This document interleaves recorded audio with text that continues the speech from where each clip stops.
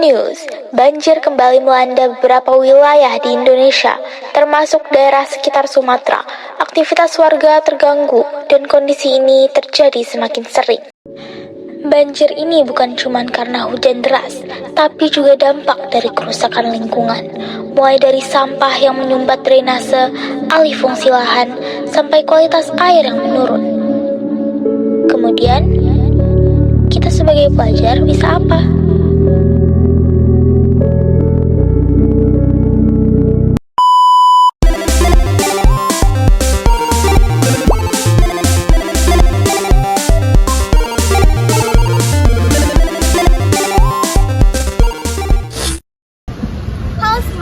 Aku Jepang Manatai Hubungan dari kelas 2A absen 4.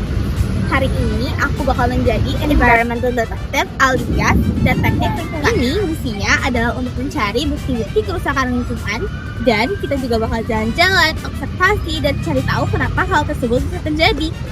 So, stay tuned and let's go!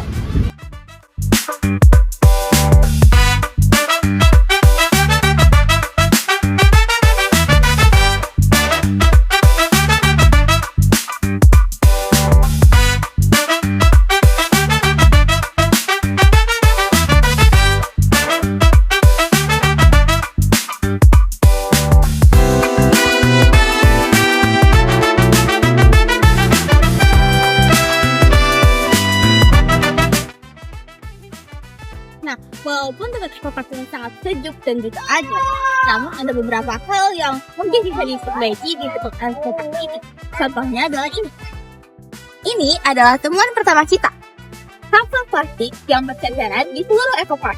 Sebenarnya, kalau misalnya kalian lihat, ini memang cuma satu gigi doang sih. Tapi kalau misalnya 100 orang membuang hal yang sama, pasti tempat ekopark ini tidak akan indah lagi. Maka dari itu, kita harus stop sama plastik. Jadi teman-teman, kalau misalnya kita lihat sampah plastik, kita pungitin dulu nih. Terus kita cari tempat pengolahan limbah terdekat, yaitu ada tong sampah. Nah, kalau di ekopark ini udah disediain dua, ada yang organik dan juga non-organik. Ayo kita buang. Contoh non-organik ini adalah untuk plastik, dan kalau misalnya organik berarti di makanan kalian, misalnya pisang. Terus kalian masukin di sini. Jangan lupa ya guys. Teman-teman, lihat deh, ini adalah temuan kedua kita, yaitu air yang sangat amat tercemar dan nggak enak juga sih baunya. Jadi kita mundur aja. Jadi teman-teman, ini adalah salah satu pencemaran air yang disebabkan oleh bakteri-bakteri yang ada di lingkungan ini. Contohnya adalah Clostridium. Dan kenapa air bisa begini adalah karena ada sampah limbah rumah tangga yang kemudian berakhir di sini dan mengalami pembusukan.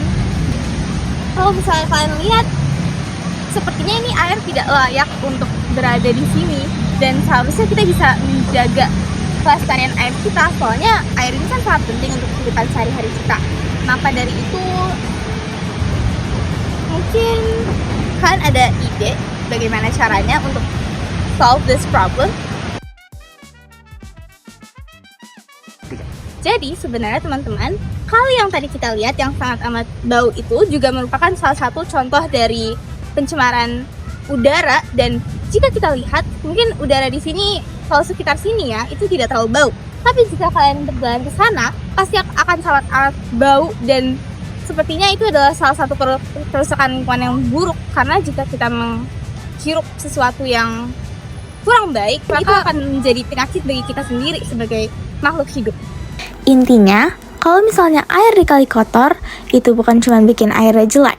Pas airnya menguap, bau dan gas-gas dari sampah itu ikut ke udara.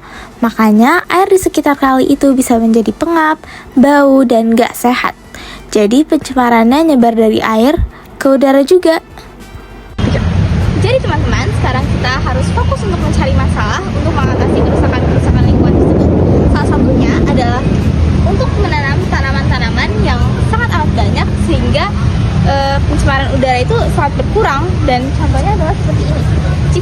Jika kita menanam banyak tanaman seperti ini, maka oksigen yang ada di udara ini maka akan lebih baik dan juga lebih layak untuk dihirup. Oksigen di udara jadi lebih baik karena tanaman itu melakukan fotosintesis. Mereka menyerap CO2 dan mengeluarkan O2. Jadi, kalau misalnya di sekitar kita ada lebih banyak tanaman, kualitas udara bakal lebih enak dihirup. Lebih banyak oksigen bersih dan lebih sedikit polusi. Hal kecil yang kita lakukan tiap hari itu sebenarnya punya dampak. Mulai dari buang sampah pada tempatnya, nyadar kalau air sungai itu ngaruh ke udara, sampai menanam tanaman biar oksigen lebih bersih. Kita sebagai pelajar sebenarnya bisa banget mulai dari hal yang sederhana untuk membantu lingkungan kita. Jadi ya, kalau ditanya apa yang kita bisa lakukan sebagai pelajar, jawabannya simpel. Mulai dari diri kita sendiri.